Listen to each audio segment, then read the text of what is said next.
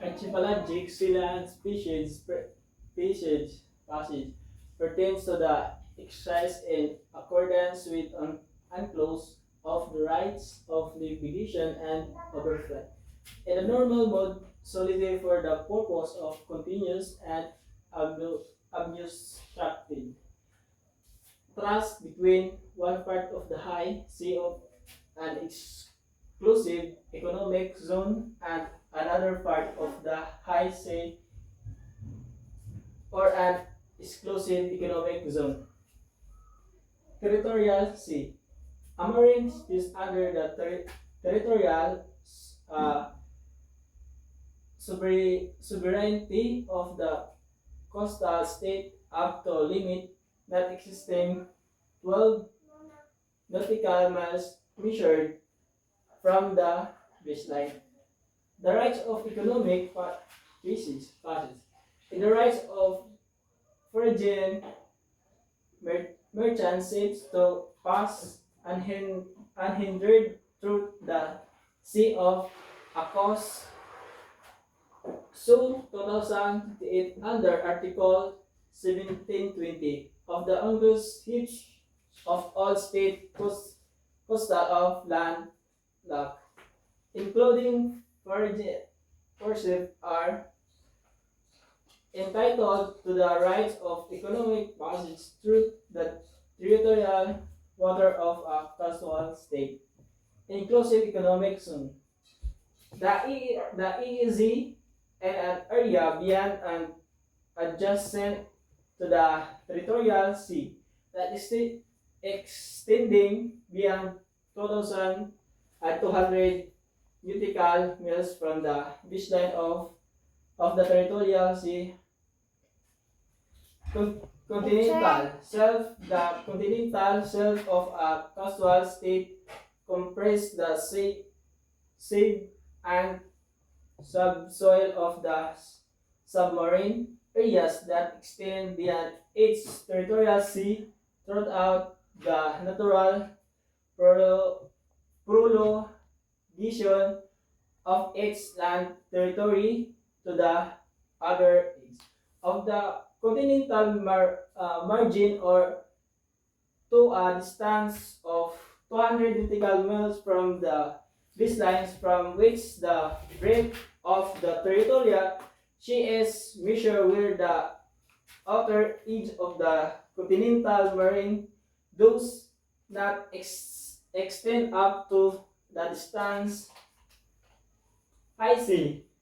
The high seas are all parts of the sea that are not within it, and EEZ, the territorial sea, internal waters, or archipelagic water. Under Article 89 of Unclosed Treaty state is subject any part of the high seas to its sovereignty. Freedoms of the high seas. The freedom of the high seas include navigations, overflight, civilians and military air, aircraft, submarines, cables, and pipelines, conduct of scientific research, construction of artificial islands, and other installation allowed by international law and fishing includes international tribunal for the law of the sea or ITLOs. It includes created laws which consists of 22 judges elected by member state with a system in place to ensure geographic balance.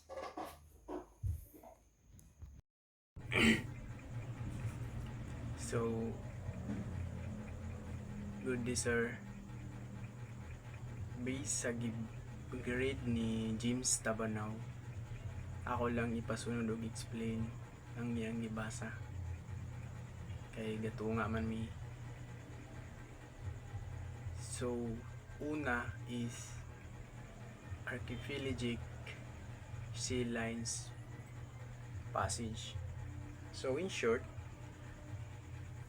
archipelagic sea lines passage leads ships and planes travels continuously unobstructed through designated lines in archipelagos water just for getting between high seas or stand for EEZs in their normal way as per unclosed or unclosed. So second, sa my own understanding is the second slide is territorial sea. So in short, for the territorial sea is a 12 nautical miles strip of ocean right of a country coast where that state has full sovereignty like an extension of its land's territory with control over shipping and resources and security there. So for the sa kuan pangatulo is the right innocence passage. So sa the right innocence passage leads foreign merchants ships sail through a country territory sea and unobstructed as long as they don't do anything harmful like spying or attacking, and this right applies to all country whether they have a coast or not, fair and close. So pang-upat is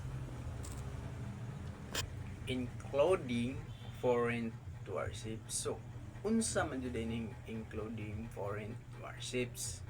So diri na to ni makitan. So in short, sa including warships is while unclosed seas all ships including warships, no? So they have the right to innocence passage through territorial seas. So there is some debate, but the core idea is they can pass unobstructed too, as long as their actions stay harmless and don't threaten the coastal state security. So mao na ang including foreign warships, no? So panglima is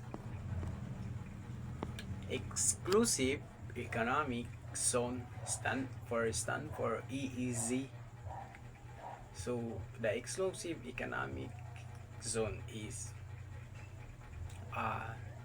naani siya 200 ka nautical mile zone, no, sa una just past country. So territorial sea where it has exclusive rights to resources like fish and oil. So dili na sila gahuwa, but other countries still get basic freedoms like shipping and overfight. Yes, like Africa, compare sila yung pinaka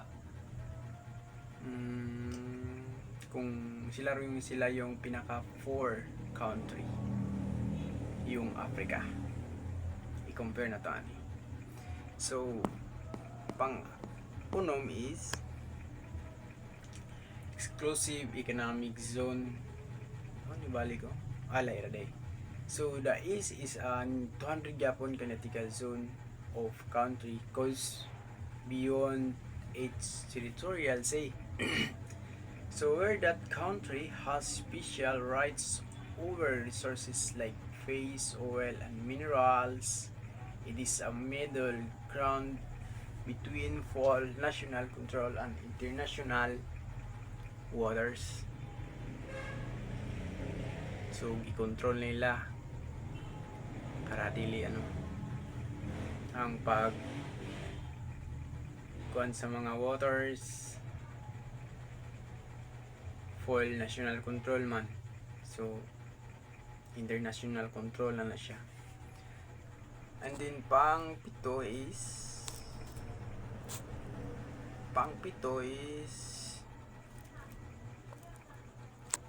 continental shelf. So usam jud din yung continental shelf. So diri nato ni siya mapabalaan. So in short, the continental shelf is the underwater extension of a country landmass beyond its territorial sea. No? So it goes as far as the natural edge of the underwater land continental margin, or at least 200 nautical miles from the coast of margin. In shorter, and the country has exclusive right to its sea resources. So next is high seas. So the high seas are ocean areas outside any country's territorial sea, EEZ, or stand for EEZ, or archipelagic waters. The international space where no state can claim ownerships and all nations can use them freely as long as they follow and close rules, no? Follow din sila, di ba? So pang-siyam is freedoms of the high seas. So unsa man ning freedom of the high seas? So dire na to ni siya mga balaan. So high seas freedoms let all countries dottings like shell ships, flying planes, civilians and military like naval pipelines to reaches build legal Africa structures and face as long as they don't interfere with other rights under clause. So for the last my explanation or the last slide based sa giread ni James Tabanaw, mao niyang pinakalas nga giread. So maor po niya akong ma-explain. So for the last is International Tribunal for the Law of the Sea, for stand for ITLOS. So unclosed set up ITLOS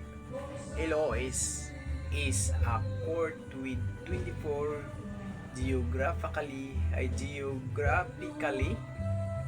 balanced judges elected by member states to settle legal disputes between countries over issues related to the world's oceans and seas.